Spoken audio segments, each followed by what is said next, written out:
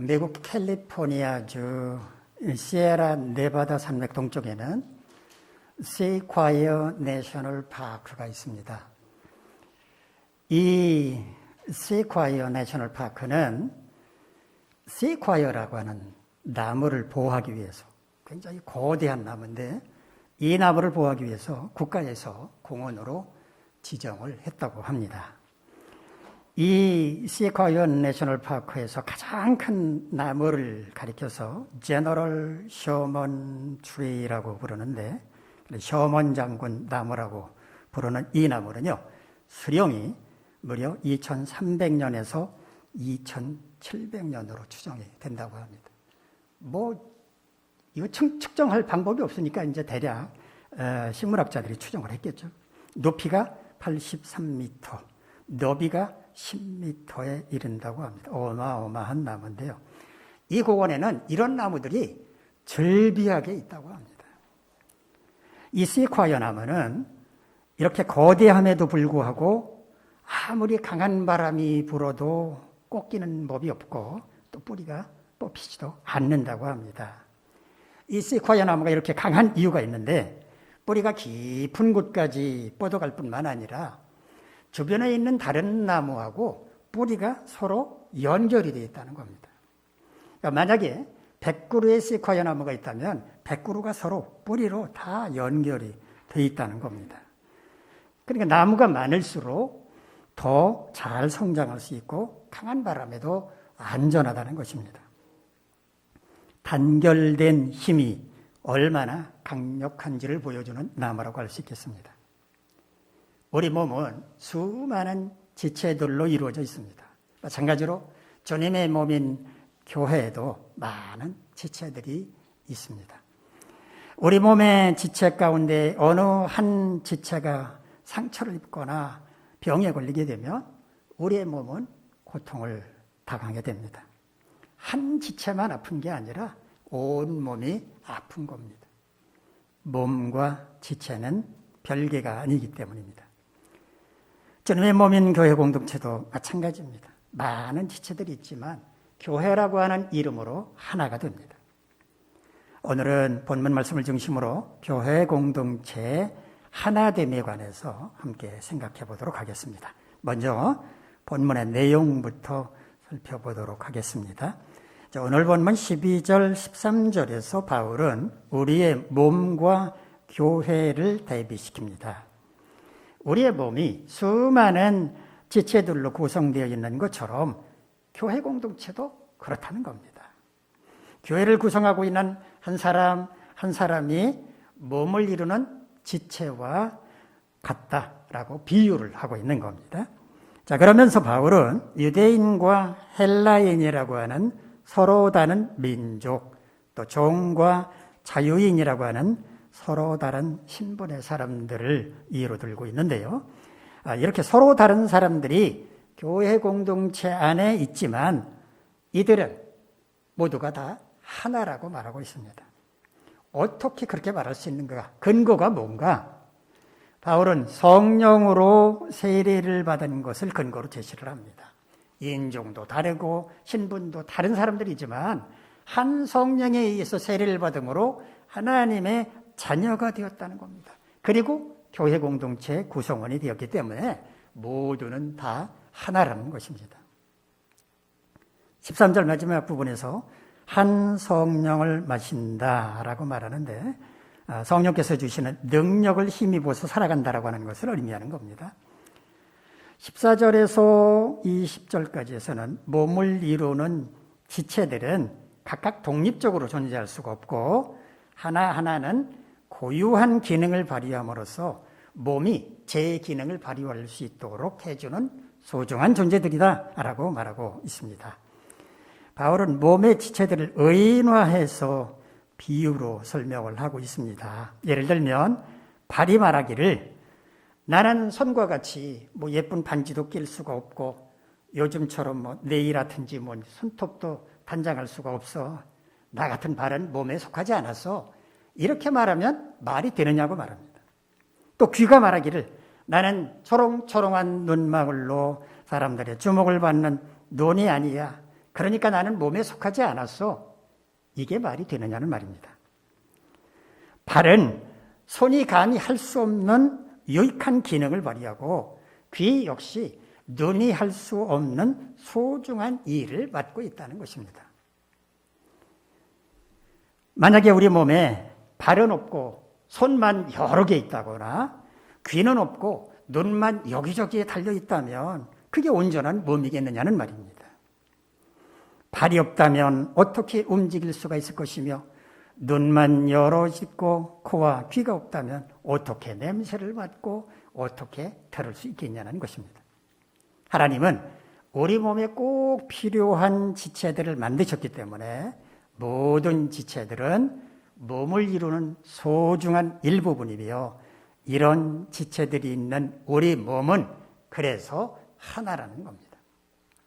교회 공동체를 이루는 한 사람도 마찬가지라는 겁니다. 21절에서 25절까지에서는 몸의 각 지체는 서로의 존재 가치나 기능을 비교하거나 분쟁하지 말고 서로를 돌봐야 한다라고 말합니다. 여기서도 바울은 각 지체를 의인화시켜서 서로 말을 주고받는 것처럼 묘사를 하고 있습니다. 눈이 손도로 말하기를 볼 수 있는 나만 있으면 되지 넌 필요 없어, 너 없어도 돼 이렇게 말한다거나 머리가 발 보고 말하기를 생각하고 판단할 수 있는 나만 있으면 되지 너는 필요 없어 이렇게 말하면 안 된다는 겁니다. 오히려 우리 몸은 약하게 보이는 지체들이나 덜 귀하게 여기는 지체들이 더 중요한 기능을 하고 더 귀한 것들로 아름다운 것들로 장식된다고 말합니다. 우리 눈으로는 볼 수 없는 우리 몸 안에 있는 여러 장기들, 그 장기들, 아주 작은 장기까지 그것들이 얼마나 중요한 기능을 담당하는지 우리는 잘 알고 있습니다. 눈썹, 도대체 눈썹은 왜 있는 건지 우리는 알 수 없지만 만약에 눈썹이 없다고 생각을 해보시기 바랍니다. 얼마나 이상하겠습니까? 그래서 사람들은 눈썹을 치장을 하는 겁니다. 희미해지면 문신도 해가지고 진하게 하고 그러는 겁니다. 아름답게 치장을 합니다. 하나님은 모든 지체들이 서로 견제하지 않고 분쟁하지 않고 서로를 돌보게 하셨다고 바울은 말합니다. 돌본다라고 우리말로 번역한 헬라어는요, 메림나오라는 말입니다. 염려하다, 근심하다, 보살피다, 관심을 갖는다는 뜻입니다. 내가 아닌 다른 사람을 보고 염려한다라고 하는 것은 그 사람에 대해 관심이 있기 때문입니다. 어떻게 해서든지 그 사람을 보살펴주고 싶기 때문에 그러는 겁니다. 하나님은 우리 몸의 지체들이 다른 지체를 보면서 염려하고 도와줄 마음을 품게 하셨다는 겁니다. 예를 들어 볼까요? 한쪽 다리를 우리가 다쳐가지고 그냥 제대로 걸을 수가 없어서 목발을 짚고 다녀야 한다라고 가정을 해보겠습니다. 이때 손이 나가서서 다친 건 너니까 발 네가 알아서 해 라고 말한다면 어떻게 되겠습니까? 안 되는 거죠. 우리 몸은 지탱이 안 되는 거죠. 그러니까 손이 나서서 그래 내가 목발을 집어줄게 이렇게 상대방을 보고서 관심을 갖고 내가 도움이 필요하구나 보살펴주는 것이 필요하다는 겁니다. 하나님께서 그렇게 만드셨기 때문이라는 겁니다. 26절에서는 우리 몸을 이루는 지체들은 서로 고통과 즐거움을 함께 나눈다라고 말합니다. 예를 들면 목이 붓고 막 열이 납니다. 그러면 우리는 아이고 감기 걸렸네 라며 약도 먹고 자리에 눕습니다. 목이 알아서 할 일이지 내가 무슨 상관이야? 이렇게 외면한다면 그건 우리 몸을 망치게 하는 것입니다. 위장에 탈이 나면 위장만 아픈가요? 온 몸이 아프게 됩니다. 또 누군가로부터 참 눈이 예쁘시네요 칭찬을 들었다고 합시다. 그럼 눈만 기뻐가지고 깜빡깜빡합니까? 우리가 기뻐하는 겁니다. 누군가 손으로 다른 사람을 도와줬습니다. 사람들이 정말 감사하며 우리를 칭찬한다고 합시다. 그러면 이 손만 가지고 칭찬받는 게 아니잖아요. 우리가 전부 칭찬을 받는 겁니다. 기쁨을 누리는 겁니다. 이와 같이 한 지체가 아프면 다른 지체도 아프고 한 지체로 말미암아 기쁜 일이 생기면 우리 온 몸이 그 기쁨을 누린다는 것입니다. 몸과 지체는 분리될 수 있는 존재가 아니라 하나라는 것입니다. 지금까지는 이제 우리 몸에 관해서 말했는데 27절부터는 그리스도의 몸인 교회에 관해서 바울은 말합니다. 우리 몸에 다양한 지체들이 있는 것과 마찬가지로 그리스도의 몸인 교회 공동체에도 다양한 지체들이 있는데 바울은 그 구체적인 예를 들어서 설명을 하고 있습니다. 우리 본문 27절로 30절까지 말씀 화면을 보면서 한번 같이 읽겠습니다. 시작. 너희는 그리스도의 몸이요 지체의 각 부분이라.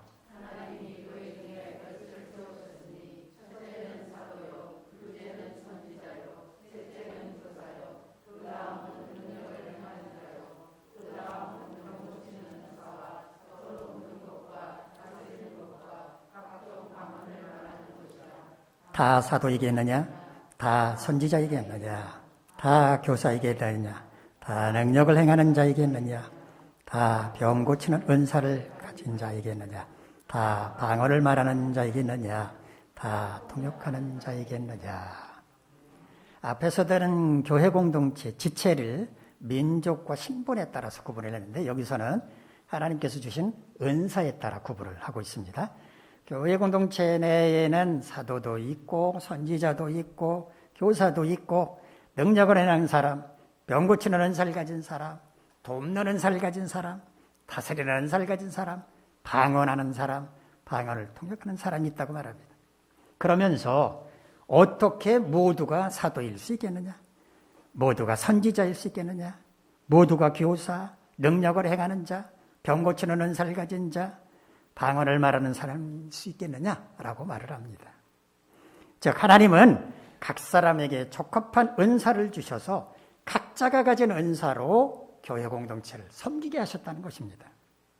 다시 말하면 서로 다른 은사를 가진 모든 사람들이 교회 공동체 내에서는 하나가 되어야 한다라는 말입니다. 마지막 31절에서는 더욱 큰 은사, 가장 좋은 길에 관해서 말하고 있습니다.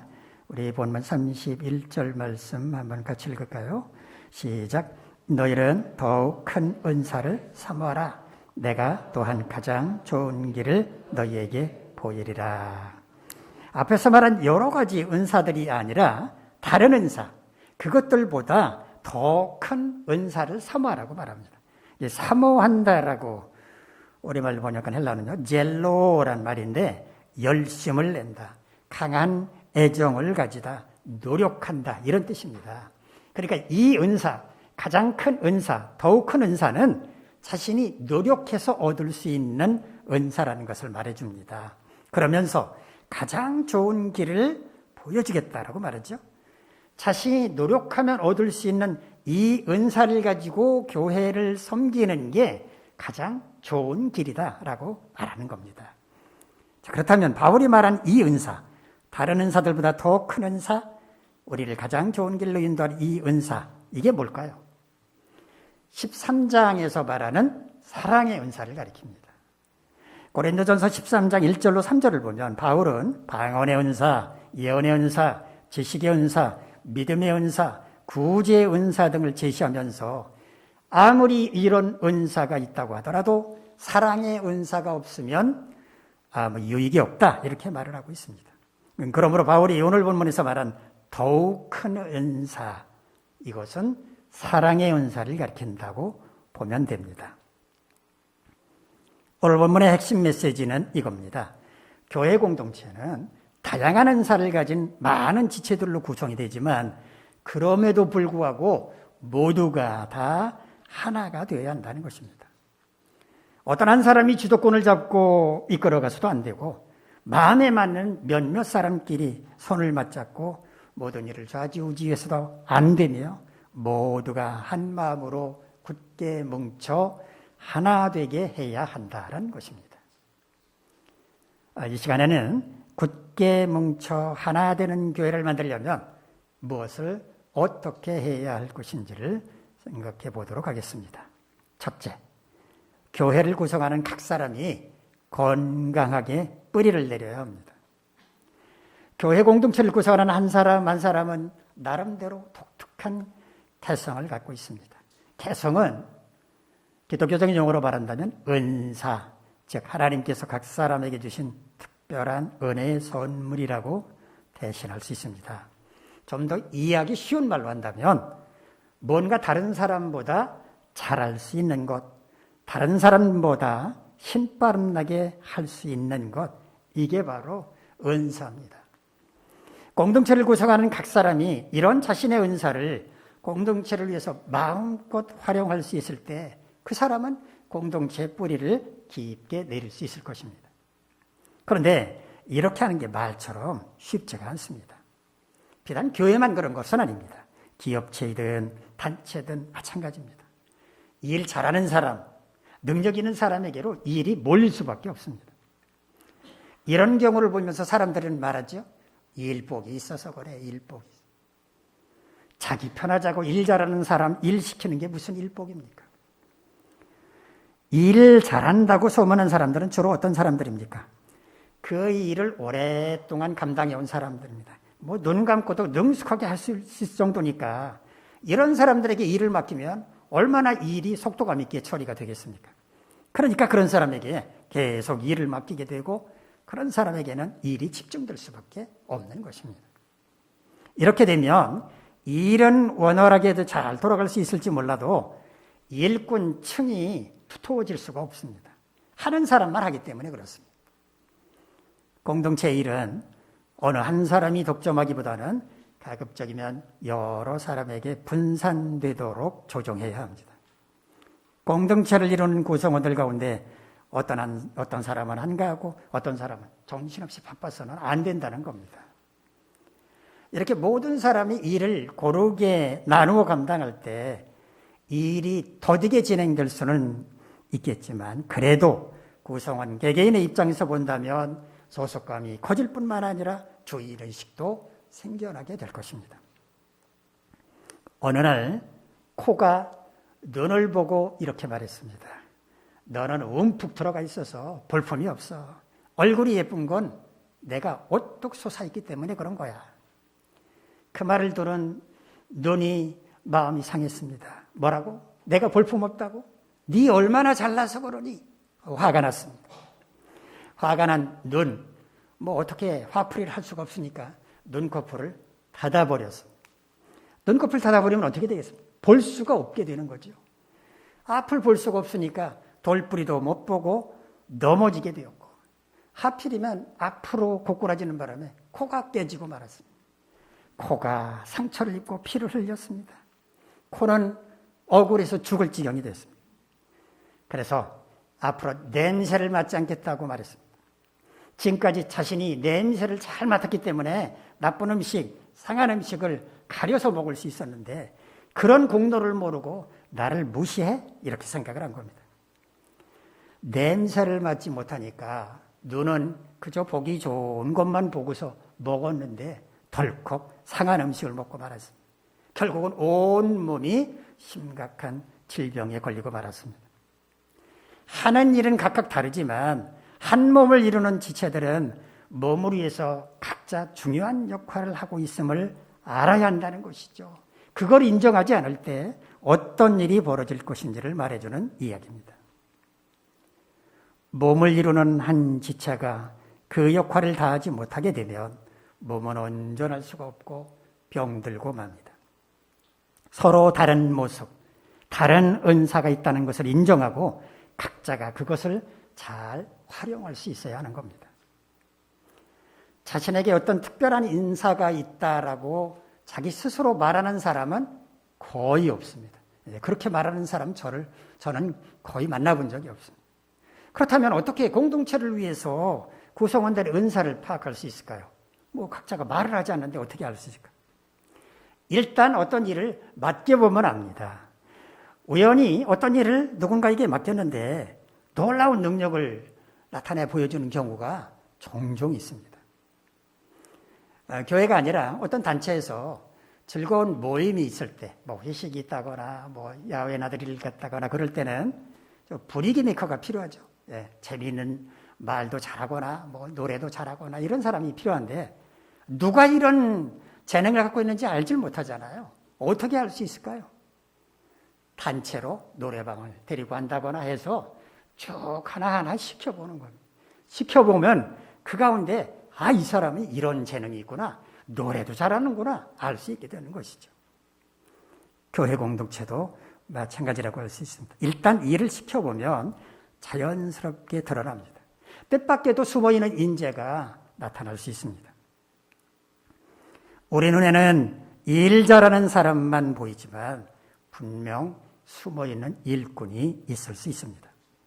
그러므로 가급적 모든 사람이 함께 일을 분담할 수 있도록 양보하고 배려할 때 모든 구성원들이 자신의 은사를 활용하고 건강하게 공동체에 뿌리를 내릴 수 있게 될 것입니다.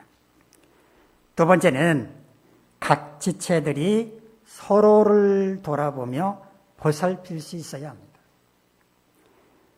하와이 군도 북서쪽 끝에는 카와이라고 하는 섬이 있는데 영화 주라기 공원의 촬영지로도 유명한 곳입니다. 그런데 이 카와이 섬은 한때 지옥의 섬이라고 불렸다고 합니다. 섬 주민 대부분이 알코올 중독자, 범죄자, 정신질환자뿐이었기 때문입니다. 청소년들이 그런 어른들을 보면서 배우고 자라고 있었기 때문에 그 섬은 장차 지옥이라고 불릴 만큼 미래가 없는 섬이었습니다.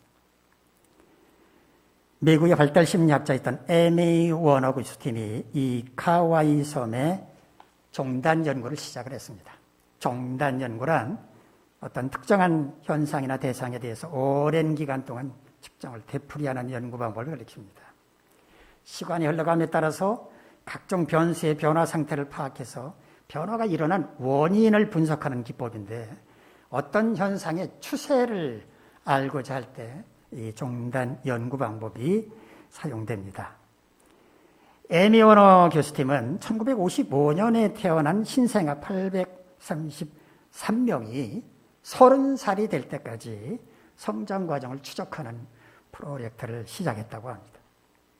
많은 학자들은 불우한 환경에서 자란 아이들은 인생에 잘 적응하지 못해서 비행 청소년이 되거나 범죄자, 중독자의 삶을 살 것이라고 예상을 했습니다. 부모와 똑같은 삶을 살 것이다 라고 예측을 한 것입니다.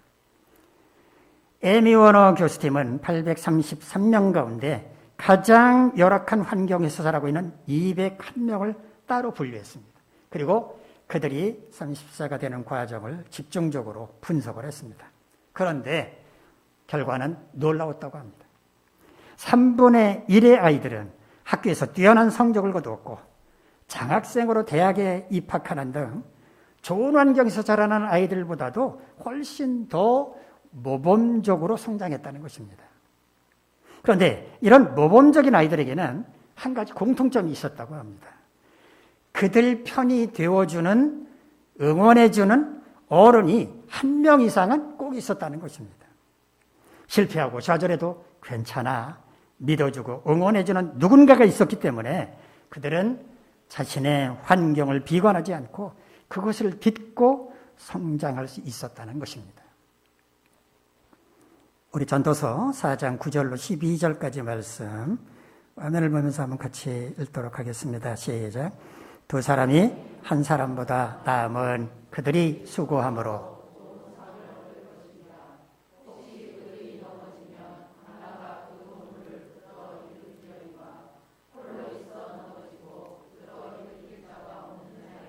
화가 있으리라. 또 두 사람이 함께 누우면 따뜻하거니와 한 사람이면 어찌 따뜻하랴. 한 사람이면 패하겠거니와 두 사람이면 맞설 수 있나니 세겹줄은 쉽게 끊어지지 아니하느니라. 혼자가 아닌 둘 혹은 셋이 힘을 합하는 것이 얼마나 유익한지를 기록하는 말씀인데요. 공동체의 중요성을 강조한 말씀이라고도 생각합니다. 한 사람의 힘과 또 한 사람의 힘이 합쳐지면 2배가 아니라 그보다 훨씬 큰 힘을 발휘할 수 있습니다. 이것을 가리켜서 시너지 효과라고 합니다. 공동체를 구성하는 한 사람 한 사람이 손을 맞잡고 힘을 모을 때 놀라운 힘을 발휘할 수 있습니다. 히브리서 10장 24절에서 기자는 이렇게 말합니다. 서로 돌아보아 사랑과 선행을 격려하며. 여기 돌아본다라고 하는 말은요, 헬라어 카타로에오란 말을 번역을 한 건데, 이해하다, 파악하다, 관찰한다, 이런 뜻입니다. 다른 지체들을 경쟁자로 보는 것이 아니라 따뜻한 관심을 갖고 보살펴야 할 대상으로 본다는 것이죠. 그래서 그의 형편과 처지를 알아간다라는 의미입니다. 이렇게 상대방의 형편과 처지를 파악했다면 사랑과 선행으로 격려해야 한다는 것입니다.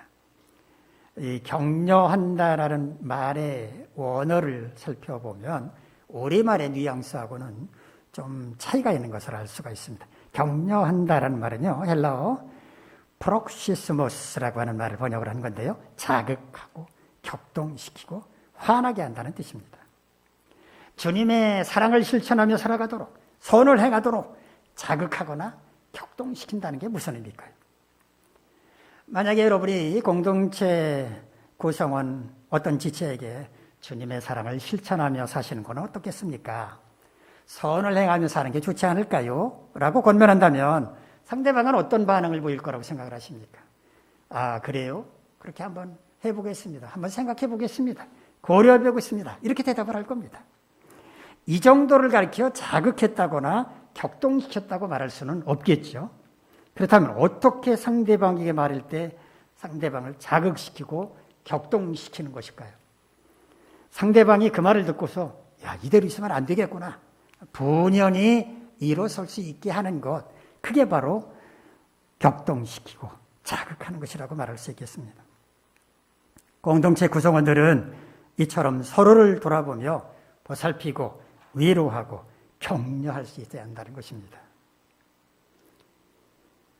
고슴도치 딜레마라는 말 들어보셨습니까? 헤지호그스 딜레마라는 독일의 철학자 쇼펜하우어가 그 에세이집에서 처음으로 한 말입니다. 추운 겨울날에 밖에 그냥 영하로 한참 내려가 있는 추운 겨울날에 고슴도치 여러 마리를 널따란 대야 뭐 이런 그릇에다가 놓고서 밖에다 내놓으면 고슴도치들이 추우니까 서로 몸을 가까이에서 온기를 다누려고 가까이 하게 될 거 아닙니까? 그런데 고슴도치들이 가까이 하면 어떻게 되겠습니까? 가시에 찔려가지고 서로 가시에 찔려서 상처가 나고 피를 흘리니까 이러지도 못하고 저러지도 못한다는 겁니다. 추위를 이기기 위해서는 몸을 서로 가까이 부딪혀서 가까이 해서 온기를 더해야 하는데 그렇게 되면 서로의 가시 때문에 상처를 입어서 피를 흘리게 되니까 이러지도 못하고 저러지도 못하는 딜레마에 빠진다라는 겁니다. 공동체의 구성원들은 고슴도치처럼 가시가 있으면 안 됩니다. 물론 상대방을 위해서나 공동체를 위해서 꼭 필요한 말을 해야 할 때도 있습니다만 그런 때에도 말에 가시가 있어서는 안 된다는 겁니다. 누군가에게 어떤 충고를 할 때는 두 가지를 꼭 기억해야 합니다. 하나는 반드시 사랑하는 마음으로 해야 한다는 것, 또 하나는 온유함으로 해야 한다는 것입니다. 말에서 가시를 제거하라는 의미입니다. 공동체를 이루는 각 지체들은 서로를 돌아보며 보살피고 위로하고 격려할 수 있어야 합니다. 혹시 상대방을 위해서 공동체를 위해서 충고가 필요할 때도 사랑하는 마음으로 온유한 마음으로 조심스럽게 해야 합니다.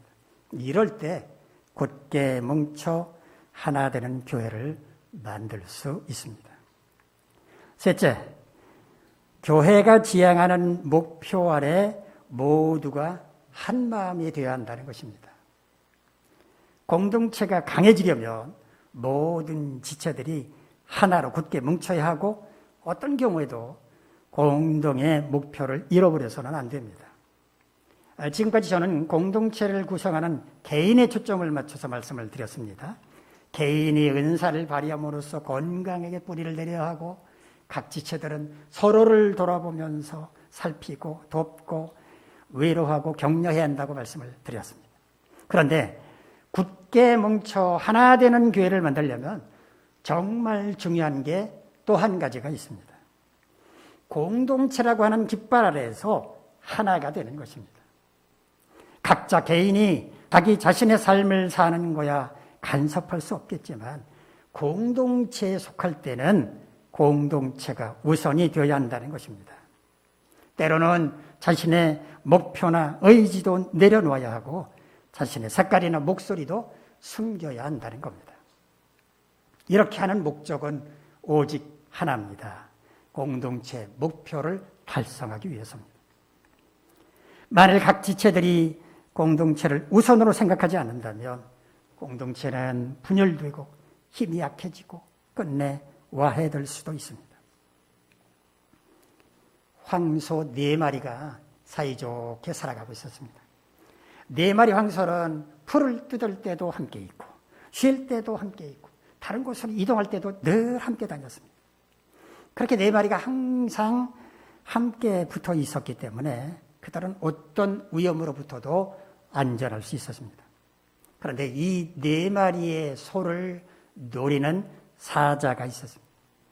사자는 어떻게 하면 저놈들을 잡아먹을 수 있을까 기회를 엿보고 있었는데 4마리가 항상 붙어 있으니까 어떻게 공격을 할 수도 없었습니다.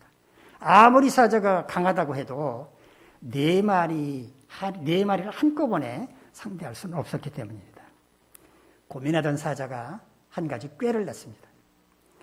소들이 한가롭게 풀을 뜯고 있을 때 그 가운데서 약간 뒤쳐져 있는 황소에게 살금살금 다가가서 이렇게 속삭였습니다. 다른 소들이 너 흉보더라. 그리고 나머지 3마리에게도 기회가 될 때마다 그렇게 속삭여줬습니다. 마침내 4마리의 황소는 서로 다른 소들이 자기를 흉본다고 생각하게 되었고 서로를 불신하면서 의심하면서 각자 따로 살기로 다짐을 합니다. 4마리 황소는 이제 함께 다니지 않고 뿔뿔이 흩어졌습니다. 사자가 노리던 그대로 된 것입니다. 결국 4마리 황소는 차례차례 사자에게 잡혀 먹히고 말았습니다. 이솝우화에 나오는 이야기입니다. 만약에 4마리 황소들이 항상 함께 있는 것이 그대의 안전을 위해서 꼭 필요하다는 것을 알았더라면 뿔뿔이 흩어지지 않았을 것이고 그랬더라면 사자에게 잡혀먹지도 않았을 것입니다. 굳게 뭉쳐 하나 되는 교회를 만들려면 구성원 한 사람 한 사람이 교회가 지향하는 목표 아래에서 한 마음이 되어야 합니다. 자신의 뜻과 다르더라도 자신이 원하는 게 아니라고 하더라도 자신을 내려놓고 교회의 목표를 위해 헌신할 수 있어야 합니다. 바울이 떠난 후 고린도 교회는 분쟁을 겪고 있었습니다. 나는 바울파, 나는 아볼로파, 나는 게바파, 나는 그리스도파라고 주장하면서 갈기갈기 찢겨 있었습니다. 이런 고린도 교회 성도들을 향해서 바울은 이렇게 권면했습니다. 형제들아, 내가 우리 주 예수 그리스도의 이름으로 너희를 권하노니 모두가 같은 말을 하고 너희 가운데 분쟁이 없이 같은 마음과 같은 뜻으로 온전히 합하라. 우리 몸에는 수많은 지체들이 있지만 몸으로 하나가 되듯 교회 공동체도 여러 지체들이 있지만 모든 지체들이 하나로 뭉쳐야 합니다. 몸의 여러 지체들이 각각의 기능을 잘 감당할 때 몸이 건강한 것처럼 교회 공동체를 이루는 모든 지체들이 자신의 은사를 최대한 발휘함으로써 건강하게 뿌리를 내릴 때 서로를 돌아보며 보살피고 위로하고 격려할 때 교회가 지향하는 목표 아래에서 한 마음이 될 때 굳게 뭉쳐 하나 되는 교회를 만들어갈 수 있을 것입니다. 여러분 모두 이와 같이 행함으로써 이 교회를 굳게 뭉쳐 하나 되는 교회로 만들어가는 주인공이 되시기를 간절히 바랍니다. 기도하겠습니다. 거룩하신 하나님, 우리 모두 하늘빛교회 공동체를 구성하는 지체들입니다. 모두가 하나 되어서 굳게 뭉치는 우리 하늘빛교회가 되도록 각 사람의 마음을 주장하여 주시옵소서. 예수님의 이름으로 기도하옵나이다. 아멘.